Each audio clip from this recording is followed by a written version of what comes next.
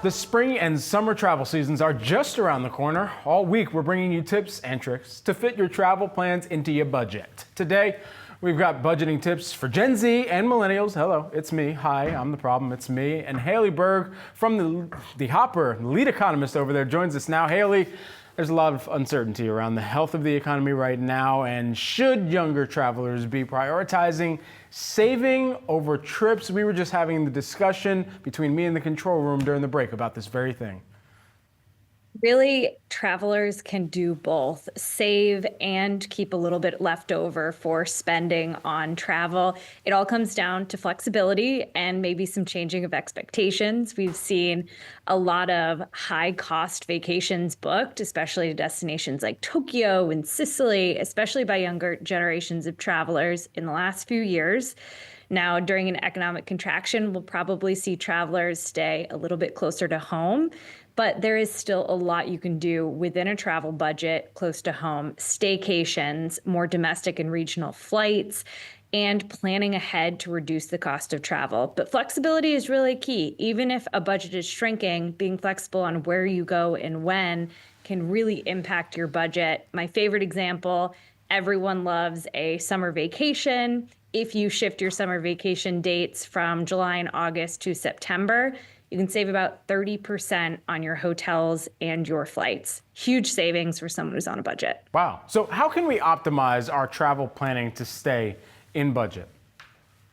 Flexibility is number one, especially on when you travel. If you can say you're going away for spring break, if you can shift your dates to weekday departures and skip that Sunday return, maybe come back on a 6 a.m. flight Monday morning, you can save hundreds on international airfare and typically around $75 on domestic airfare.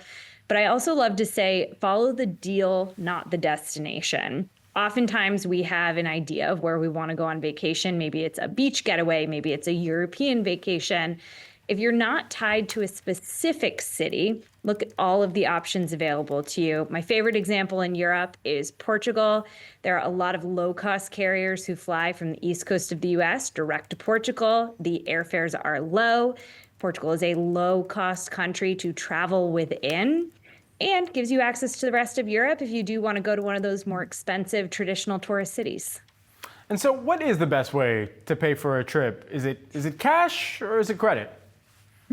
It's the way you can afford it most, That works. but there are a lot of options when you're booking travel. So we've come a long way from just credit or debit being your only options when booking travel online. Today, you can book with a credit card, a debit card, via Apple Pay, Google Pay, and also with things like buy now, pay later options, or with rewards points. What I recommend for travelers is to check your piggy banks wherever they are, your rewards points, saved value you have with specific travel providers, and then book the way that makes the most sense for you. If you get extra points by booking with a particular credit card you have, can you combine booking with that credit card with using some of the points that you already have to shave a couple dollars off the top of your trip? Or try buy now, pay later. It's a favorite of Gen Zers and Millennials. Help divide up the payments for a more expensive trip, whether it be a resort stay or just a more expensive airfare. All right, so for buy now, pay later, because we mentioned it, what is the decision tree around determining whether or not you should be doing BNPL for travel budgeting? One of the best advantages of buy now, pay later in travel budgeting is oftentimes when you book travel, you have to pay up front for everything, whether it be your hotel stay or your airfare. And that can be a big ticket item, maybe a couple $1,000s combined if you're going on one of those bigger vacations. The advantage of buy now, pay later is you can spread payments for that trip over multiple months, typically with a low or a 0% interest rate. That said, you should only be using buy now, pay later if you can afford the trip outright. It's a great way to spread the payments over time, reduce the load on a particular month. But even if there's no interest, you still can face late payments, and you do still need to pay all of the payments in the term. So really only use buy now, pay later as a tool in your toolkit. Don't use it as a way to spend more than you can afford on your trip. Hayley, always sound advice. Thanks so much for joining us. You're reframing how I think about some upcoming trips. Appreciate it. Great being with you, Brad.